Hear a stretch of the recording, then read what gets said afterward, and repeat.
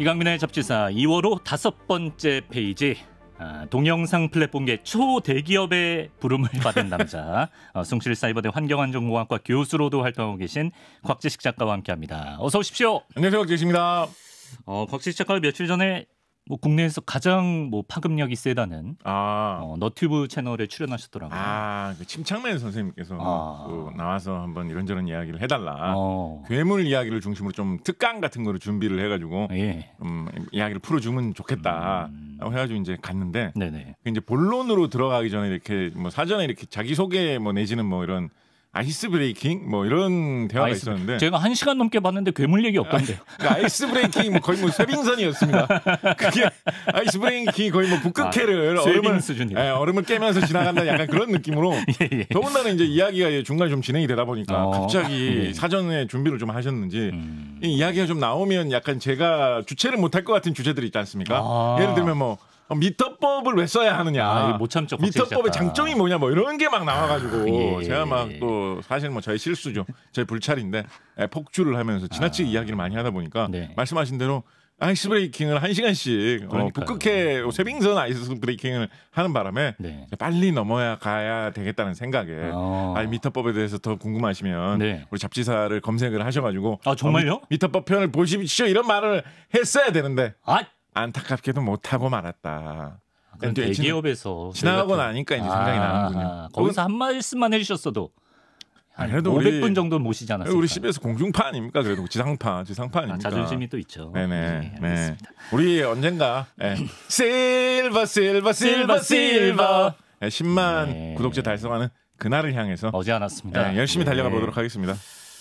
이제 중요한 건 그 대형 채널에서도 곽지식 작가 모시고 한 2시간 반 방송 분량을 만들어줬는데 저희는 30분만 돼도 그만 좀 말하라고. 이런 게 좀 아이러니하네. 뭐가 어디서부터 잘못된 건지 모르겠네요. 예. 아무튼 저도 재밌게 잘 봤고요. 자, 저희가 곽지식 작가와 올해 첫 과학 시간에 이제 청룡의 해를 맞아서 용에 대해서 얘기했었는데 어느덧 이제 설 명절을 앞두고 있습니다. 벌써 그렇게 됐군요. 그렇습니다. 그래서 오늘은 연휴 코앞 특집으로 아주 흥미로운 주제를 준비해 주셨다고요. 네네. 오늘은 빨리 실현이 될 것 같은 첨단 기술이고 또 미래에 곧 실현될 가능성도 높으면서 그렇게 되면 아주 좋을 것 같은 가능성이 있는 확률도 좀 높고, 그렇게 되면 우리에게 끼치는 어떤 이득도 높을 것 같은 정말 기대되는 미래의 신기술을 한 두세 가지 정도? 세 가지 정도 이렇게 골라왔습니다. 그래서 이제 사실은 이제 굳이 좀 이렇게 꼽아서 정리를 해서 분리를 한다면 약간 이런 거죠. 이제 주식 시장에서 전망이 좋을 것 같은 미래 기술, 우량주, 그런 거의 느낌인데 사실 저는 주식 투자를 하지도 않거니와 제가 여기서 이제 재미를 위해서 여러분들께 드리는 말씀만 듣고 주식 투자를 하시다가 잘못하시면 망하거든요. 그래서 그런 느낌으로 묶어 놓은 그런 기술들을 소개를 해드립니다만 정말로 이거에 근거해서 주식 투자를 하시면은 그거는 좀 안 되는. 이제 정보성으로 들으시라. 정보성으로 세 가지 정도. 그렇습니다. 미래 기술 중에서 우리에게 굉장히 가까이 와 있는. 굉장히 가까이 와 있는. 5년 안에. 그래서 약간 고기 굽는 냄새가 킁킁 나가지고 지금 이제 막 문 열고 들어가서 막 먹으면 될 것 같은 그런 기술 세 가지 소개해드리려고 합니다. 기대되네요. 곽부스 선정 하루빨리 실현될 것 같은 기술 탑3.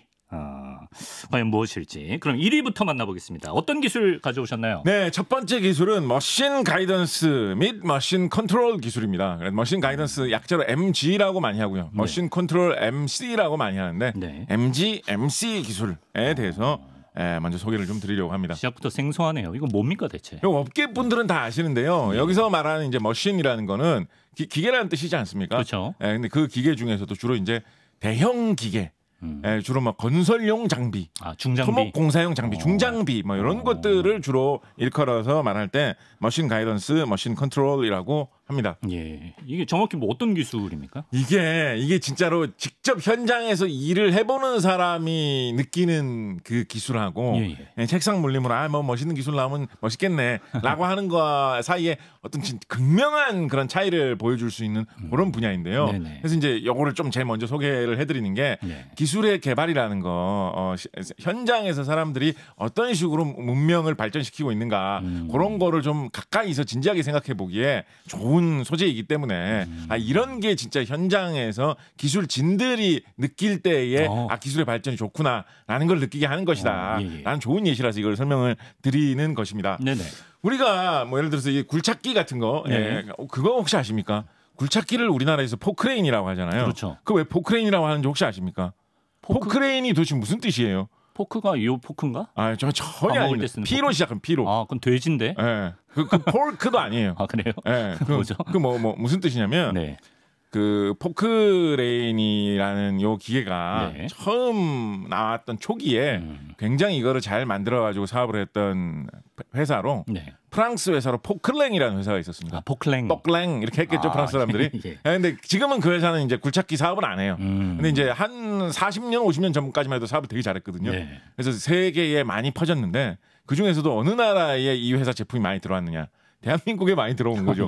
그리고 우리나라에서 처음으로 국산 포크레인 만들어보자, 국산 굴착기 만들어보자 이런 거 할 때도 어느 회사의 제품을 들여와가지고 조립하고 수리하고 해갖고 만들자고 했겠습니까? 포클랭사의 제품 들여와서 하자고 한 거거든요. 근데 포클랭사 제품 이렇게 설치해놓고 하다 보니까 회사 이름이 크게 새겨져 있을 거 아니에요. 그래서 길 가다가 사람들이 보고 저게 뭐지라고 하다가 보니까 알파벳으로 적혀있으니까 무심코 영어라고 생각한 거죠. 저게 포크레인 아니야? 라고 그렇게 부르다 보니까 포크레인이 사실은 어떤 회사 이름 상표인데 우리나라에서는 세계적으로 이거를 포크레인이라고 부르는 나라가 거의 없습니다. 맞아요. 우리나라에서만 희한하게 이거를 포크레인이라고 부르고 있는데 호치키스 같은 거구나. 원래는 회사 이름이고요. 호치키스보다 이제 더 좀 그런 거죠. 왜냐면 호치키스라고 하는 나라들은 그래도 꽤 있거든요. 그래요? 포크레인은 지금은 우리만 더군다나 포크레인사는 지금 포크레인 생산하지도 않는데 더 재밌는 게 뭐냐면 포크레인사 홈페이지에 가보면 자기 회사 이름을 왜 포크레인이라고 붙였는지 그 연원을 설명을 해놨거든요.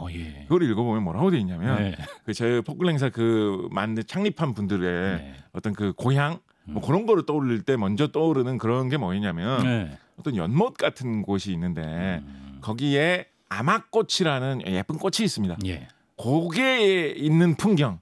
그게 떠올라가지고 뽀크가 이제 연못이라는 뜻이고 클랭 랭 이런 게 아마꽃이라는 뜻이었나 봐요. 그래서 뽀클랭이라고 하면 아마꽃이 있는 풍경, 아마꽃이 있는 연못이라는 뜻인데 그러니까 아마꽃이라는 게 이 아마 그 뭐죠 리넨이라고 하나요? 그 천의 재료가 되는 리넨, 식물이라 리넨. 가지고 뭐 꽃이 예쁘게 피어 있다는 그런 것보다도 사실은 뭐 작업을 하려고 연못에서 아마 풀 뽑아가지고 뭐 이렇게 담가놓고 뭐 이런 거일 수도 있는데 하여튼 말뜻 자체는 아마 꽃이 있는 연못이라는 뜻이거든요. 서정적이다.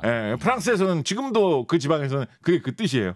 그분들이 한국에 와서 보면 진짜 신기하겠죠.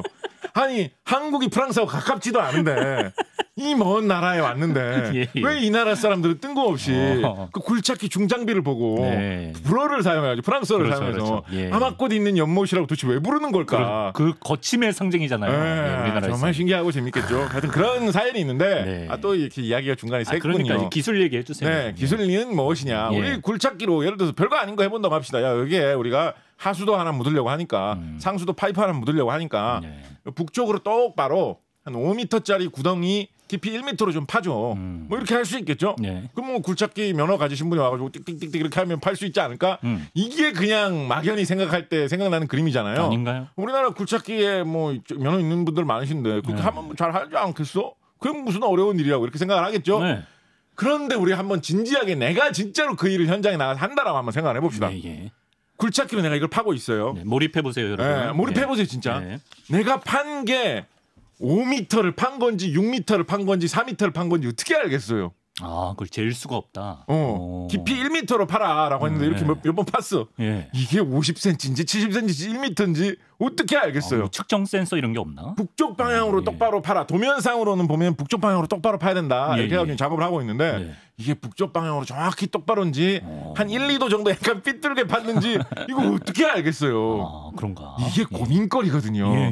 그래서 이거를 정확하게 시공을 하려면 계속 이걸 측량을 해가면서 시공을 해야 됩니다. 5m 팠는지 자로 재고 물론 뭐 줄자로 재는 일은 잘 없습니다만 자로 뭐 하여튼 재고 폭이 진짜 1m인지 깊이가 1m인지 자로 재가면서 방향이 진짜 북쪽으로 정확하게 북쪽으로 냈는지 그거를 나침반 같은 거 놓고 사람이 직접 제 가면서 그렇게 하는 게 옛날 공사 방식이었어요. 근데 이제 물론 뭐 그렇게 일일이 하기는 어려우니까 어느 정도 오차를 감수하고 하다가 중간에 또 재보고 야 약간 1도 빗나갔다 반대쪽으로 좀 1도 틀어서 하자 뭐 이런 식으로 하는 식으로 해야 되는데 이게 정밀 공사로 갈수록 예를 들어서 아파트를 여기다 세워야 된다. 기둥 박을 자리를 구하는데 기둥 박을 자리가 설계도에 그려놓은 거하고 한 10cm 어긋나게 구덩이를 잘못 파버렸다. 골치 아프지 않겠습니까? 그렇죠, 그러면 그렇죠. 그래서 이거를 정확하게 하려면 계속 측량을 해가면서 측정을 해가면서 해야 됩니다. 그러니까 이게 쉬운 일이 아니죠. 그렇겠네요. 이거 뭐 위험하기도 하고 어떻게 보면 굴착기로 막 파고 있는데 잠깐만 해놓고 자로 재고 뭐 이렇게 하다 보면 일이 속도도 느려지고 비효율적이고 잘못하면 위험할 수도 있습니다. 그렇죠. 그래서 나온 게 뭐냐 바로 머신 가이던스입니다. 머신 가이던스 약간 어떻게 보면 차로 비교하자면 내비게이션하고 조금 비슷한 건데요. 근데 내비게이션보다 훨씬 재밌습니다. 우리가 이거를 도면의 상에서만 작업을 하거나 뭐 건설하는 무슨 게임 게임 같은 거 하다 보면 뭐 이렇게 건물을 지어가지고 거기서 뭘 뽑아내야 되고 이런 게 많이 있죠. 있죠. 그런 걸 하다 보면 이렇게 게임상에서는 이렇게 화면을 보면서 마우스를 찍으면 그 자리에 뭐 길도 뚫리고 건물도 지어지고 하잖아요. 그렇죠. 그 느낌을 그대로 그러니까 책상 물림들은 그렇게 해서 건설이 된다고 생각한단 말이에요. 그거를 그대로 현장에서도 할 수 있게 해보자라는 거예요. 마인크래프트의 현실화. 그래서 기본적으로는 기본이 되는 기술은 GPS, 글로벌 내비게이션, GNSS라고 하죠. 그 글로벌 내비게이션 시스템. 세계에서 인공위성을 이용을 해가지고 내 위치가 어디 있는지를 정밀하게 감지하는 시스템. GPS가 그거 일종이니까 그냥 이해하기 쉽게 GPS라고 생각하시면 됩니다. 좋습니다. GPS 기술을 잘 활용을 해가지고 지금 이 굴착기 포크레인의 위치가 정확하게 어딘지 어느 정도 앞으로 몇 미터 어느 각도로 나가고 있는지 이거를 수시로 계속 측정을 하는 거예요. 소프트웨어네. 현대의 그러니까 센서하고 소프트웨어 기술이죠. 소프트웨어 기술이 더 중요한 게 맞습니다. 그래서 현대에는 어느 정도로까지 이 기술이 지금 발전돼 있냐면 현재 상황에서는 포크레인 같은 경우에 요거를 들었다 숙였다 팠다가 하는 그 각도도 어느 정도 정확하게 맞출 수 있을 정도로 그거를 센서로 인식을 할 수 있다라고 하거든요. 그럼 그거를 말씀하신 대로 소프트웨어 기술이기 때문에 현장에서 작업할 도면을 중장비 내부에 있는 컴퓨터에다가 전송을 해놓고 센서로 내가 작업하는 거를 인식을 한 거하고 그걸 겹쳐서 보는 거예요. 그럼 이제 그 화면을 보면서 작업을 하면 되는 거예요. 아, 내 위치가 지금 도면상에서 여기구나. 그러면 요 앞에다가 구덩이 파면 되겠구나. 그럼 구덩이를 파면 도면상에 그게 인식이 돼가지고 그대로 나오는 거죠. 그럼 마치 게임 하듯이 많이 말씀하신 대로 무슨 뭐 그런 건설 게임 이런 거 하듯이 그거대로만 요 조작을 해가지고 파 나가면 되는 거죠. 그런 식으로 이제 파 나가면 그거를 이제 약간 증강현실, 가상현실 이런 느낌으로 실제 화면, 실제 현장에서 얼마나 구덩이가 파져 있는지 요거를 이제 인식해가지고 출력해주는 이런 기능도 잘 통합을 시키겠다라고 하고 있거든요. 그런 식으로 이제 계속 작업을 해나가면 훨씬 더 정밀한 시공을 안전하게 훨씬 더 신속하게 할 수가 있다라는 거죠. 이게 이제 머신 가이던스고요. 지금 계속 들어오고 있습니다. 딱딱 들어도 있으면 편리할 것 같지 않습니까? 도입이 되긴 된 지금 거예요? 이미 도입되고 있는 현장들이 꽤 있습니다. 있어요. 그래서 점점 더 많이 보급되고 있을 거다. 점점 더 많이 퍼질 거다라고 보고 있습니다. 여기서 이제 한술 더 뜨면 이제 머신 컨트롤까지 가는 건데요. 뭐죠? 이건 이제 조종을 머신 중장비의 조종을 뭔가가 자동으로 해준다라는 거죠. 일단은 쉽게는 뭘 생각을 해볼 수가 있냐면 그렇게 현장에서 작업을 하는 게 다 센서에 의해서 측정된 결과를 화면으로 보면서 하는 걸로 충분하다면 직접 조종하는 사람이 현장에 나가서 기계를 타고 있을 이유가 별로 없잖아요. 그렇지. 그러니까 그걸 원격 조정을 해가지고 사무실에서 작업을 해도 이제 충분하다. 어차피 화면 보면서 작업하는 거니까 그렇게 생각해 볼 수가 있겠죠, 그죠? 그럼 이제 약간 좀 작업을 하는 거를 좀 더 생동감 있게 한다라고 하면 진짜 무슨 뭐 영화에 나오는 로봇 조종사 이런 사람들 보면 무슨 뭐 헤드 기어 같은 거 머리에 막 쓰고 뭐죠? 퍼시픽 림 뭐 이런 영화 보면 두 명이서 막 호흡 맞춰가지고 막 이렇게 막 움직이면 로봇이 막 걸어다니고 이러지 않습니까? 그런 식으로 사무실에 앉아가지고 뭐 이렇게 쓰고 조종 장비 마우스 뭐 조종 장비 들고 이렇게 막 움직이면 현장이 보이면서 현장 상황을 그대로 느끼면서 원격 조종을 할 수가 있는 거죠. 일단 원격 조종을 하게 되면 일단은 출퇴근하고 현장에 가고 이런 게 힘든 게 굉장히 많이 해결되죠. 그럼요. 예. 예를 들어서 뭐 어디 그 뭐 탄광에 지금 탄광 문 닫아가지고 새로 개발해야 되기 때문에 거기서 작업을 해야 된다. 근데 이제 이런 거 조정 잘하는 기사들이 많이 필요한데 탄광 너무 오지 마을까지 사람들이 왔다 갔다 하기 너무 힘들다. 거기에 뭐 숙소도 차려야 되고 뭐 한밥집도 들어가야 되고 하면 돈 너무 많이 들어가는데라고 그렇죠. 할 때 예. 뭐 신컨트롤로 원격 조정 장비 보내놓고 이거 뭐 도시에 있으신 분들이 제일 일 잘하시는 분들이 이거 로봇 조정하듯 말 어떻게 보면 그게 로봇이죠 사실은. 그러네. 형상 생긴 모양이 뭐 사람처럼 좀 안 생겼다 뿐이지 예. 그렇게 이제 작업을 하면서 하면 비용 절감이 비용 절감도 될 뿐더러 예. 위험 작업을 할 때도 이게 좋은 점이 있는 거예요. 네. 예를 들어서 뭐 절벽에서 작업을 해야 된다. 네. 뭐 예를 들어서 재해 복구를 하기 때문에 강물이 불어나는데 강물 옆에서 작업을 해야 된다. 그렇네. 이거 작업하다가 잘못해서 사고 나는 경우 꽤 있거든요. 네네. 그럴 때 안전하게 작업을 할 수 있는 그런 용도로도 도움이 되고 예. 조금 더 발전을 하면 사람이 원격 조종하는 걸 넘어서서 인공지능이 자율주행차가 자율주행 되듯이 단순한 작업들을 많이 도와줄 수가 있겠죠. 특히 어떤 작업은 인공지능이 사람보다 더 잘해줄 수 있을 거예요. 네. 정확하게 1cm도 어긋나지 말고 5m만 북쪽으로 쭉 똑바로 파라.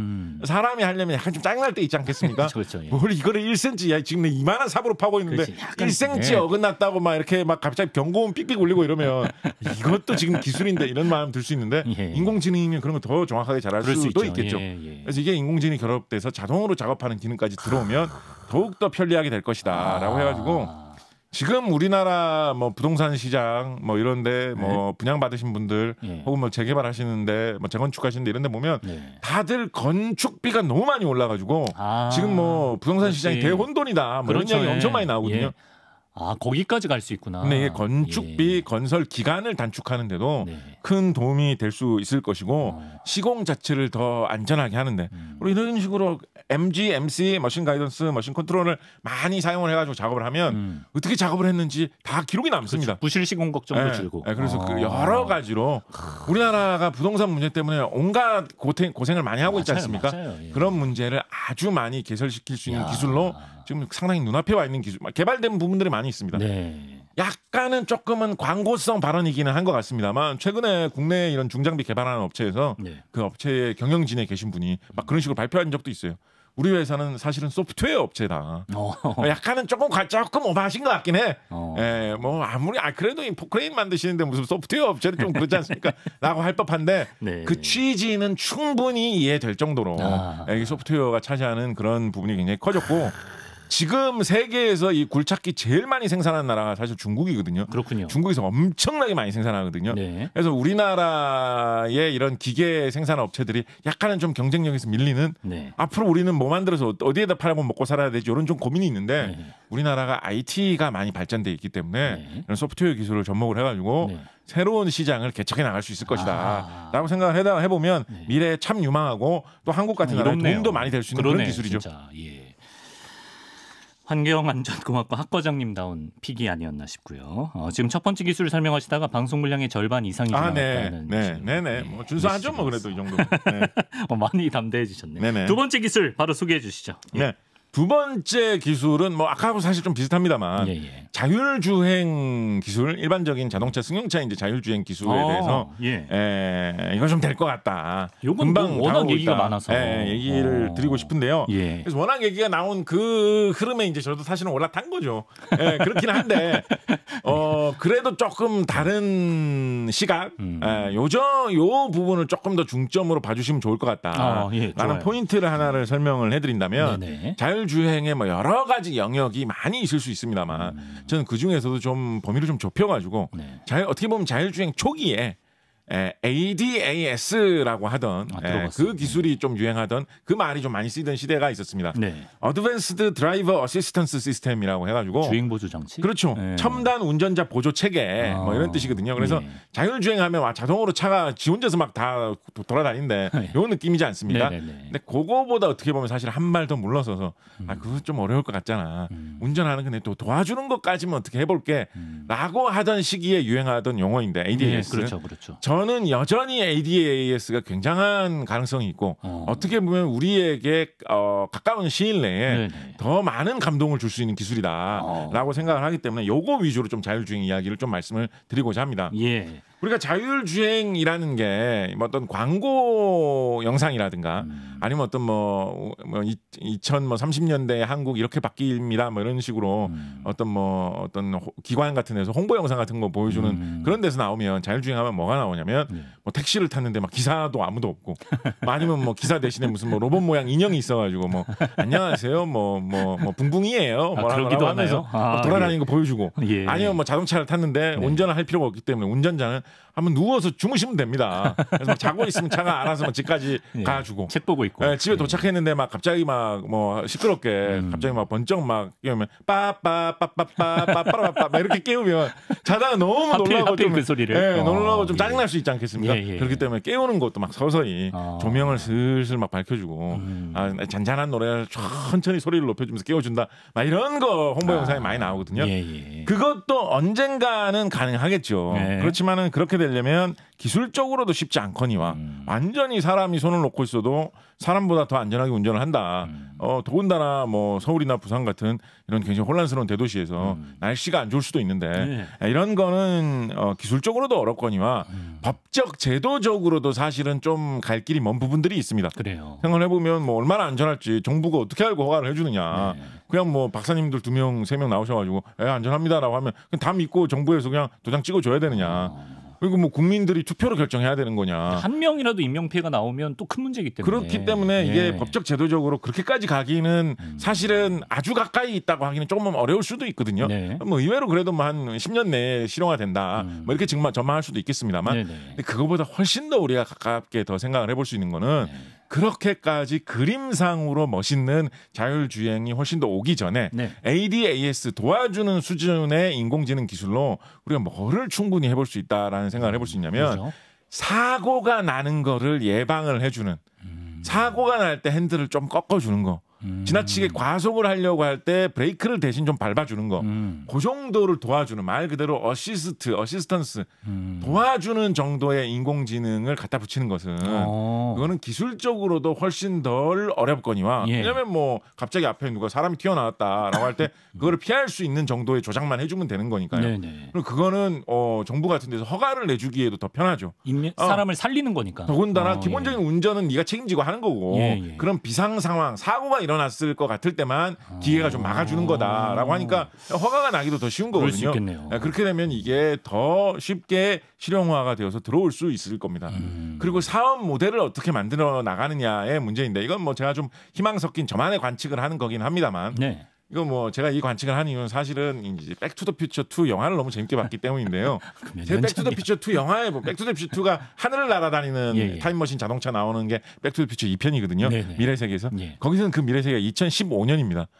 벌써 뭐 한 몇 년이 지난 겁니까? 벌써 이 계산이 잘 안 되는 9년이 지났네요. 스카우컵스의 우승은 현실이 됐는데. 근데 백투더퓨처에서 날아가는 자동차 이런 건 아직도 안 나왔는데 제가 거기서 감명받은 부분 뭐냐면 뭐죠? 거기 백투더퓨처 2에 하늘을 날아다니는 자동차다 이런 걸 뭐 옛날부터 만화 같은 데 많이 나왔잖아요. 그렇죠.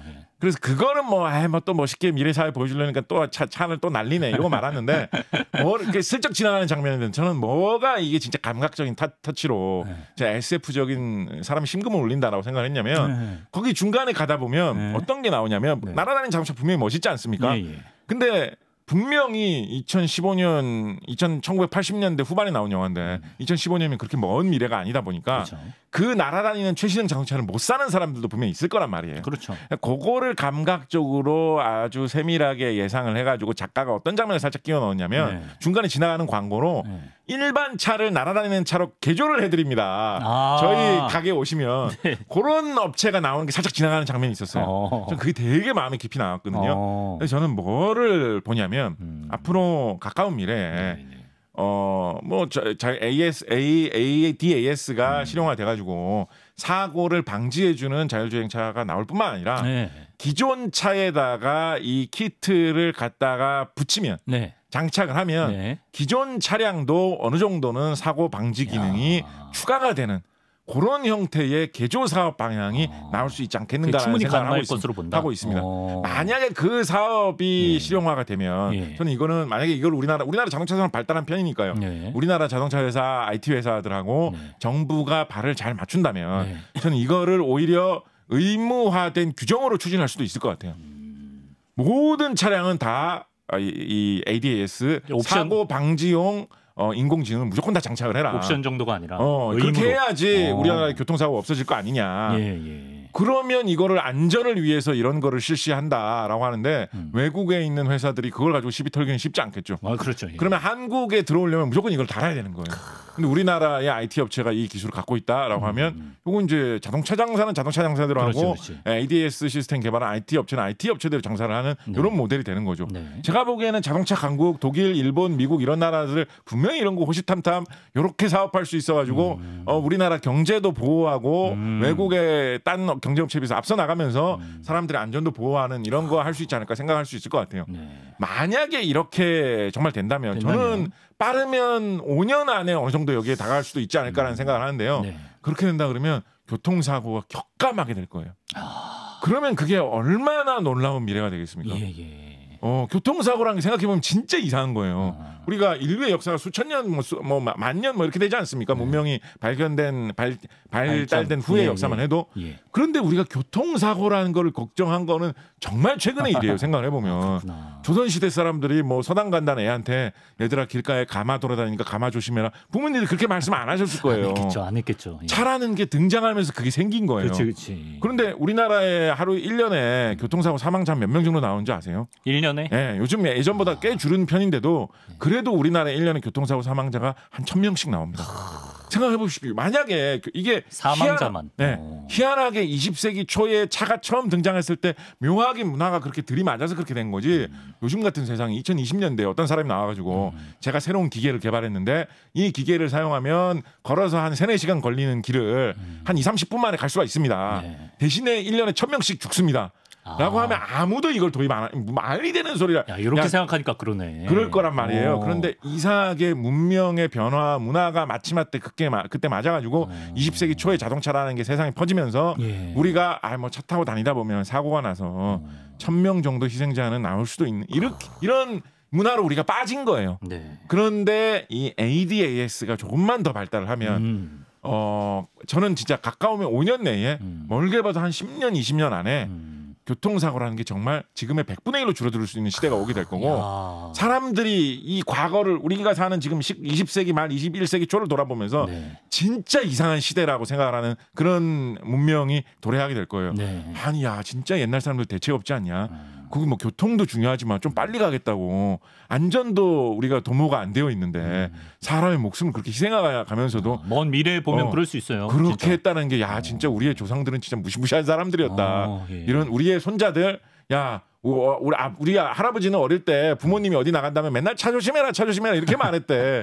야 진짜 웃기지 않냐 이런 시대가 올 거예요. 그걸로 좋다. 인해서 정말 얼마나 많은 생명을 우리가 살릴 수 있겠습니까? 문명사적인 전환이거든요. 그런데 이게 그렇게 멀게 안 보여요.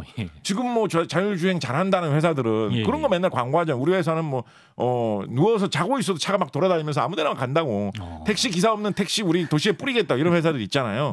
그런 판국이니까 조금만 더 노력을 하면 그러네요, 교통사고를 줄여주는 ADS 자율주행 정도는 우리 전 세계에 퍼뜨릴 수 있을 것이고 고날을 위해서 좀 더 노력하면 좋지 않겠느냐 말씀을 좀 드리고 싶습니다. 사고 회피 영역에서의 ADAS 자율주행 기능 말씀해 주셨습니다.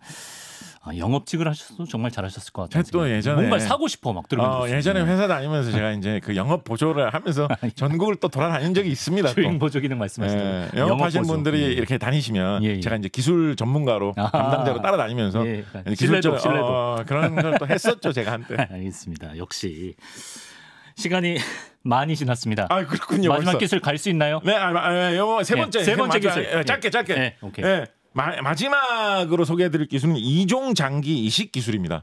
다른 종간의 장기 이식. 그렇습니다. 사람이 아닌 왜냐하면 사람의 목숨을 살리기 위해서 또 다른 사람이 희생을 해야 된다. 또 다른 사람의 몸이 필요하다라고 하면 결국은 수요에 좀 한계가 있어 보이지 않습니까? 작년에 뭐 돼지 심장을 사람한테 이식했다는 그래서 지금 굉장히 가까이 왔어요. 특히 이제 심장은 사람이 하나밖에 없기 때문에 남에게 뭐 이식을 해주거나 하기 굉장히 어렵지 않습니까? 그렇기 때문에 심장을 어디서 따로 딴 데서 구해오면 참 좋겠다라는 꿈을 아주 예전부터 사람들이 많이 품고 있었는데 지금 드디어 돼지의 심장을 잘 꺼내가지고 사람에게 이식을 하니까 어느 정도 잘 활동을 해가지고 미국에서 로런스 포시트 이분이 이제 아마 환자 성함인 걸로 제가 알고 있는데요. 이분이 너무 이분은 지금 가망이 없어가지고 당장 새로운 심장을 구한다고 해도 이제 쉽지 않을 것이다라는 이야기가 나왔었는데 네. 그렇다 보니까 이제 실험적으로 하는 수술이라도 허용을 해주겠다라고 해서 돼지 심장을 이식을 했었는데요. 네. 이분이 거의 뭐 한 달 이상 상당히 안정적인 상태로 생존을 하셨었어요. 네네.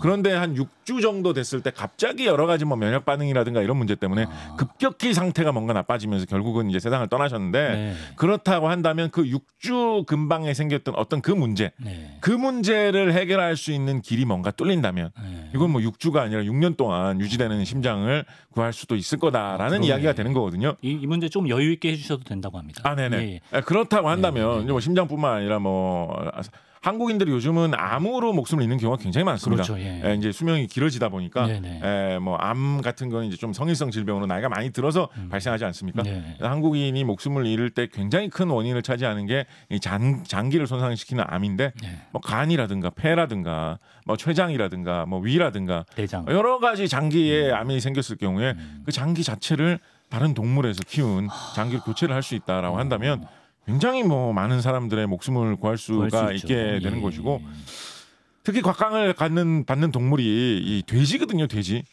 돼지인 이유가 있나요? 돼지가 일단 가장 큰 이유 뭐냐면 등치가 사람하고 비슷합니다. 그럼 장기도 좀 비슷비슷하구나. 그렇죠. 뭐 우리가 뭐 원숭이랑 사람하고 비슷하지 않아? 뭐라고 많이 이야기를 하는데 원숭이는 사람보다 좀 작죠 보통. 그렇죠. 애지간한 원숭이 그리고 뭐 유인원이라고 부르는 우리가 침팬지, 오랑우탄, 고릴라 이런 종류는 너무 귀해요. 귀한 것도 사실 큰 문제입니다. 귀하고 기르기 어렵고 이런 것도 큰 문제고 등치가 좀 작죠. 그래서 이제 구하기 어려운 그런 문제도 있는데 돼지는 이제 품종에 따라서 크기가 다양하게 나와 있는데 그 중에서 사람의 크기에 맞는 거를 키우면 사람하고 상당히 이제 비슷하게 자라나는 데다가 돼지가 잡식성이지 않습니까? 그렇죠. 옛날에 우리나라에서 돼지 키울 때는 그냥 사람 먹다 남은 것만 먹이면 돼지가 잘 먹고 무럭무럭 크고 이러지 않았습니까? 제주도에는 심지어 이제 변소에다가 그래서 사람의 그런 소화기 계통의 습성과 비슷한 습성을 돼지 몸의 장기들이 가지고 있다. 실제로 그 당뇨 걸리신 분들이 가끔 필요한 그 인슐린 같은 경우에 호르몬이지 않습니까? 지금 대량 생산하는 방법 다르게 생산하는데 이 방법 개발하기 전에는 실제로 돼지나 소 같은 데서 많이 구했었습니다.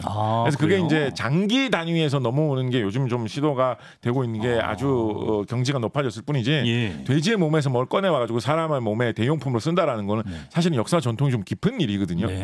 그렇기 때문에 많이 좀 조명을 받는 그런 게 있고 한편으로는 돼지는 가축으로 워낙에 많이 우리가 키워봤기 때문에 이 동물에 대해서 우리가 아는 게 많습니다. 어떻게 하면 잘 크는지 어디가 아픈지 무슨 병이 걸리는지 이런 걸 잘 알고 있습니다. 그러네요. 그래서 저비용으로 많이 기를 수가 있고요. 그러다 보니까 여러 가지 유전공학이나 뭐 수의학 이런 쪽 분야에서 돼지와 관련된 기술이 많이 발전돼 있어가지고 이 사람에게 장기에다가 뭘 이식을 해주려면 뭐를 하는 게 굉장히 중요하냐면 장기를 이식을 해왔는데 그 이식된 장기에 사람의 몸속에 들어오면 안 되는 여러 가지 세균이나 바이러스 같은 게 많이 있으면 곤란하잖아요. 아까 그분도 뭐 면역 때문에 그런 거 있으면 되게 곤란하잖아요. 그래서 그거를 최대한 없앤 상태로 돼지를 길러가지고 그 장기를 가져오는 거 이런 게 되게 중요한데 그래서 그런 식으로 돼지 기르는 기술을 뭐 무균 돼지를 기르는 기술이다 이런 식으로 이야기를 하거든요. 근데 그런 기술도 상당히 좀 발달돼 있고 우리나라도 이런 거 연구하시는 분들 많은데 우리나라도 이식 수술도 우리나라도 상당히 발달된 편이라 다른 나라에 비해서 우리나라도 돼지 이종간 이식을 하신다는 분들이 꽤 계시거든요. 그래서 이런 기술들이 발전을 하게 되면 이것도 근 미래에 가능하다. 그렇습니다. 지금 이미 뭐 작년에 뭐 심장까지 이식을 해가지고 6주간 간 사례가 지금 나왔을 정도니까 제가 보기에는 가까운 미래에 관련된 기술이 개발되어 가지고 정말 이식을 기다리는데 결국은 기증자가 나타나지 못해서 안타깝게 세상을 떠나시는 분들이 사실 꽤 많지 않습니까? 그렇죠. 이분들에게 새로운 생명을 우리가 어떻게 보면 좀 수천 년 전부터 굉장히 정다웠던 우리의 가축인 돼지의 도움으로 우리가 목숨을 구할 수 있는 그런 날이 곧 올 것이다라고 생각을 해보면 그렇다 보면 왠지 좀 저는 뭐 가끔가다 저는 이제 이상하게 방송 같은 데서 축산업이라든가 농업에 관한 그런 거를 소개해 주면 전 좀 유심히 좀 오래 보는 편이거든요. 이런 기술에 대해서 좀 보다 보면 갑자기 이런 돼지 농장에서 키우는 이 돼지 같은 걸 보면 왜 이렇게 좀 고마워 보이고 왜 이렇게 좀 귀여워 보이고 착해 보이는지 귀여워요 돼지. 더욱더 앞으로 그 돼지의 공을 기대하는 바입니다. 예. 여기까지 곽식 작가와 함께 근미래에 조속히 실현되었으면 하는 기술 3가지를 알아봤는데 3가지의 공통점은 제가 봤을 때 사람의 안전이나 생명을 좀 지킬 수 있는 기술이라는 게 가장 중요한 점이 아닌가 이런 생각을 해보고요. 환경안전공학과거든요. 학과장이시고요. 예. 새해에는 오늘 말씀해 주신 기술들 교수가 한 명이에요. 한 걸음 더 다가갈 수 있길 바라면서 곽식 작가님 명절 잘 보내시고요. 오늘도 말씀 고맙습니다. 네, 새해 복 많이 받으십시오.